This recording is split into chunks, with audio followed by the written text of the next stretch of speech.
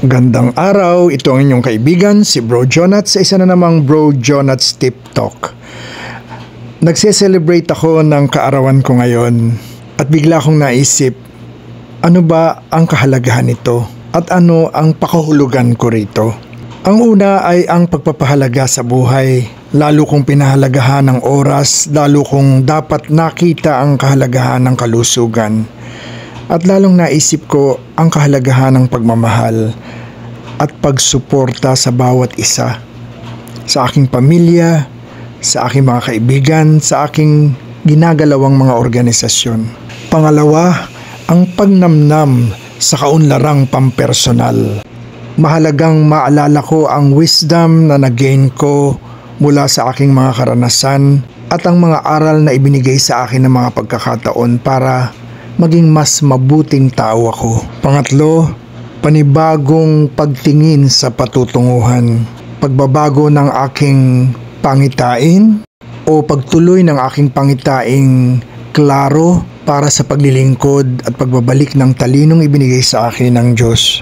At panghuli, yakapin ko ang kasalukuyang panahon. Wala nang oras para magsisi pa. Ang nangyari na ay hindi kailanman maibabalik pa. Kailangang pahalagahan ang buhay habang ito ay dumaraan sa atin. At isabuhay ito ng sapat at ayon sa kagustuhan ng Diyos. Pahalagahan ang lahat ng nangyayari. Pahalagahan kahit maliliit na mga gantimpala at biyaya na ipinagkakaloob ng mga taong nakapaligid sa atin. Dahil alam nating ang lahat ng yan ay biyaya ng Diyos. Sa mga nagdiriwang ng kanilang kaarawan, happy birthday sa inyong lahat at sana na-inspire ko muli kayo sa araw na ito. Muli, ito ang inyong kaibigan, si Bro Jonat sa isa na namang Bro Jonat's Tip Talks. Hanggang sa muli!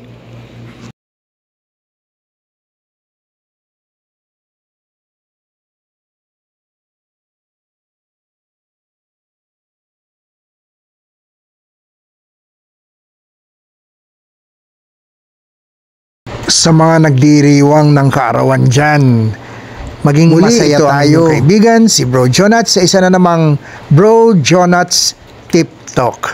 Hanggang sa muli!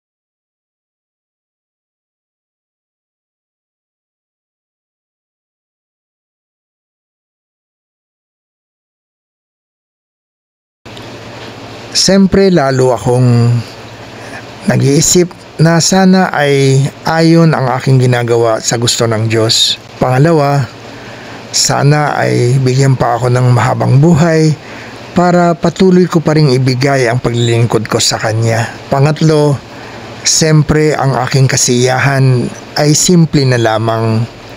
Hindi na material na bagay, kundi ang mapaligaya ang mga taong nakapaligid.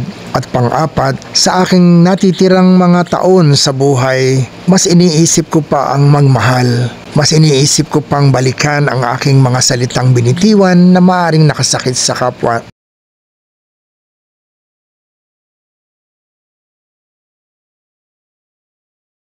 Bagkos, palitan ito ng mga salitang makapagdudulot ng inspirasyon sa bawat isa.